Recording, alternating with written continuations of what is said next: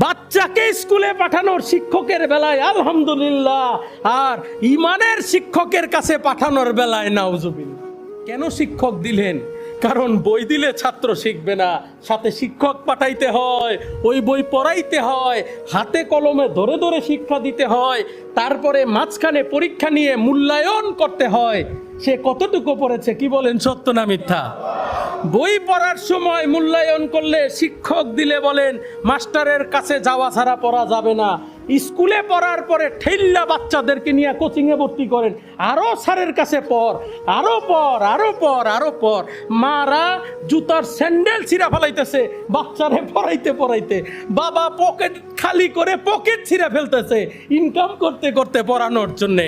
আর আল্লাহকে পাওয়ার জন্যে ওলি আল্লাহর কাছে যাওয়ার কথা বললে, শিক্ষকের কাছে যাওয়ার কথা বললে দেখি অন্তরে জ্বালা শুরু হয়।